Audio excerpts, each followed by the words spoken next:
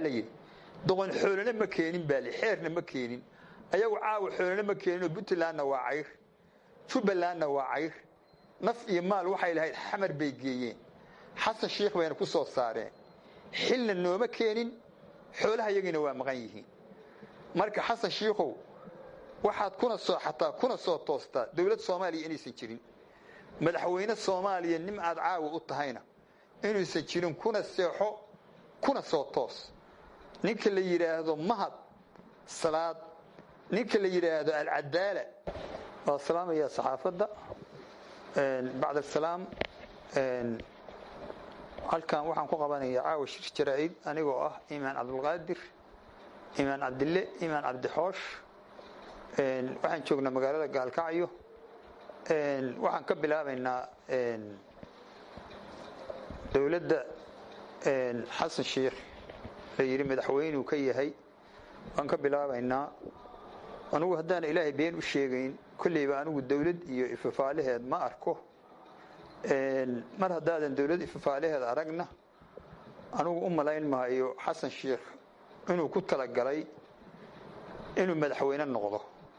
sababtu waxa weeye ninkii wixii sadaqada aan ka dhergi doono Suuriyada aan ka dhergi doono sansaankeeda aan ka aqaan waxa laga garan karaa marka Xasan Sheekh Maxamuud meesha uu ka bilaabay ayadoo dawladda awalba la sanuugsanay haddana waxa lagu samray meesha uu ka bilaabay baa lagu samray dadku waxay aaminsan yihiin meel ay joogaan dibad iyo gudaba horta inay saaca wax dawladda aysan lahayn bay aaminsan yihiin haddii dad wax khiyaaliya ay isu sheegayaan oo aaminsan yihiin in dawladda caawa jidho dawlad Soomaaliya ay taagan tahay oo dadku uu fiirsanayana waa wax khiyaali iyo beena dadka waxaan u sheegaynaa marka dadweynaha meel uu joogaba annaga ka warqabna gobolku raba iyo caasimaddu raba ha joogo wax dawladda caawa ay shinsanayaan ma ay jirto markii horena waa laga xumaa qaabkii wax loo dooranayay iyo sidii baarlamaanku yeelay iyo sidii loogu kaambeyn gareynayay gabadhii ikraam ahayd wax la yaaba oo dadka mucjisaab ay ku noqotay ninkii la rabay arinta inuu cadeeyana wuxuu ahaa ninkii la oran jiray dawladii maxay tahay nisa madaxdeedii buu ahaa Fahad Yaasiin Xaaji Daahir marka waxa weey marna qaantifur waxa uu isagoo maraya magaceeda waxa dhacay in la qabto oo xabsiga la dhigo ama la khaarijiyo Djibouti isagoo maraya maadaama uu xoogaal yahay suusan xogta aan loo helin marka haddana waxa ka dambeysay markii la yiri baarlamaanku nin waliba waxa weey kursiga wuxuu ka soo helay reerkoodii uu ka soo helay sidayna ahaan jiray saasay ahayd markii dambena waxa loo diiday oo awood loogu sheegtay kursigii uu ka soo helay reerkoodii inuu xildhibaan ku noqdo oo fariisto baa markii dambena awood loogu sheegtay waxa la diidahay oo laga cararahay mar kastaba ninkaas inuu xoogaal ikraam dilkeedii uu yahay bay ahayd waxa qofkii aqal leh oo ama islaam ama ilaahay ka baqayaana waa garanaya ninka inta la dagaalamaysay waxay ahaayeen dad family oo isku reera bay ahaayeen dadkaasina waxa ahaayeen dadkii markii hore ku kaambeyn gareynayay ikraam dilkeedii annaga soo saarayna ee annaga cadeynayna waxa kamid ah ninka dadku ra'iisul wasaaraha u yaqaan laakiin aanu aqaano nin baahan oo waliba waxa weey iimaan leh oo aan waxa weey aan siri Soomaaliba ma ahan hameen Soomaali ma noqon dhibtaasna waxa noo geystay baan isleeyahay madaxweyne Farmaajo noo geystay isaga noo keenay shaydaanka marka waxa weey isaga iyo ninka la yiraahdo roob la baahane iyo ninka la yiraahdo al-Adaala iyo ninka la yiraahdo mahad salaad oo hadda madaxa nisaa waxa weey Xasan Sheekh dawladii hadii uu xataa ka dhigi lahaa dawlad dadka ummadda ay u dhaxayso oo uu ka muujiyo meesha xataa waxa weey xabay ahaan lahayd laakiin markii horena Xasan Sheekh uu ahaa oo ninkii uu marna gabdhaha dhoofsanayay marna gaalada iyo baqtiga u sajuudayay marna ka ciyaarayay dhaantada ka ciyaarayay meesha la yiraahdo jigjiga oo yiri muxuu ahayd qaraxa ka dhaca maxay tahay islii waxaan ka jeclahay inuu ka dhaco xamar ninkii nooca ku hadlayay buu ahaa nin madaxweyne ka dhigan lahaa caawa hadii la weydiiyo horta ma uu jiro laakiin sabab waxa uu noqday inuu madaxweyne noqdo waxa uu noqday isaga ma ahan waxa loo madaxweynaha sabab uu noqday inuu noqdo Axmed Madoobaha haysta Jubbaland xooga ku haysta iyo dani baa sabab u noqday xasan sheekh madaxweyne mana noqdeen mana noqonayo haddana ma ahan laakiin sabab nimankaas uu ahaa hadda waxa la yiri doqon xoolana ma keenin baali xeerna ma keenin ayagu caaw xoolana ma keenin Puntlandna waa cayr Jubbalandna waa cayr naf iyo maal waxay lahayd xamar bay geeyeen xasan sheekh wayna ku soo saareen xilna nooma keenin xoolaha yagina waa maqan yihiin marka xasan sheekhow waxaad kuna soo toostaa dawlad Soomaaliya inaysan jirin madaxweyne Soomaaliya nim aad caaw u tahayna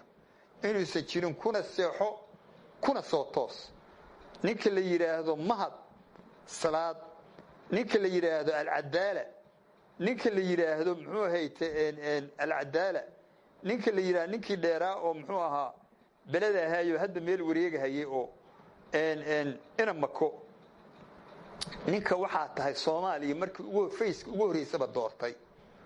wuxuu yiri midhaan haanta arkaysa biyo maceliso ma waxa abaar lacag ku bixinahaya ninka la yiraahdo ninku u doortay maxay ahay abaaraha iyo Cabdiraxmaan Cabdishakuur wuxuu midhaan haanta arkaysa biyo maceliso ma ninka Cabdiraxmaan Cabdishakuur nin u jeeda miyaa qof dibad iyo daaqil jooga miyaa abaar lacag ku bixinayo ku bixin ma sababtu waxa weeye waxa loo ogyahay inuu u geynahayn ilaa waxa weeye dadku waa siqaana Soomaali weeye ehel weeye waa wada dhashay marka cidii dadka abaaraha ama dibadda lacagta dawladaha ka soo qaada ama dadka dhixiisa ka qaada uga kaambayn gareeya cidii u dhiibi lahayd oo muxuu ahayd istaahishay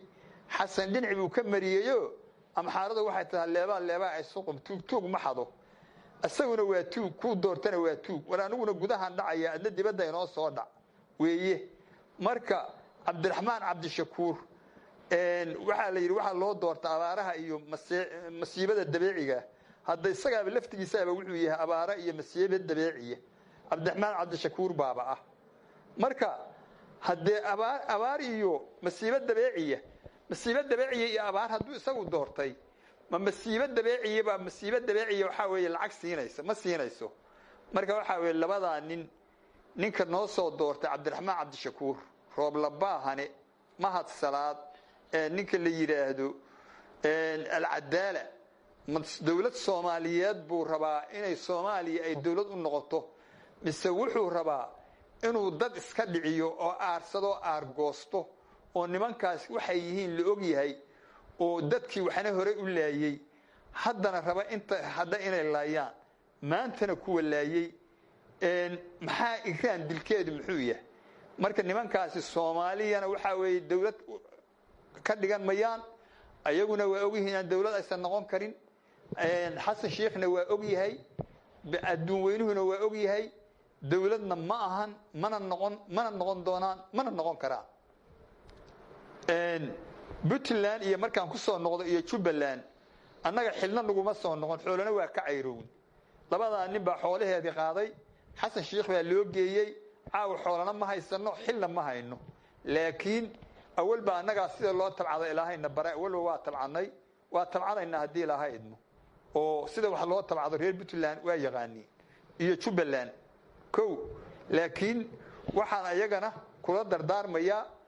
dadka aad madaxda ka dhiganaysaan oo wixiina u dhiibaysaan oo masiirkiina u dhiibaysaan oo xoolihiina u dhiibay oo naftiina u dhiibaysaan reer Puntland iyo reer Jubbaland ka fiirsada maanta kaliya adduunku ma ahan adduunku waana jiri doonaa waa inaa ka fiirsataan laakiin maalin walba inaa xil beeshaan oo xoolo beeshaan oo xoog beeshaan oo waxa meel hadana aadeen ay naaqoon oo ay caawito ay ku dhaxleynayaan roob la baahani iyo Cabdiraxmaan Cabdishakuur iyo al-Adaala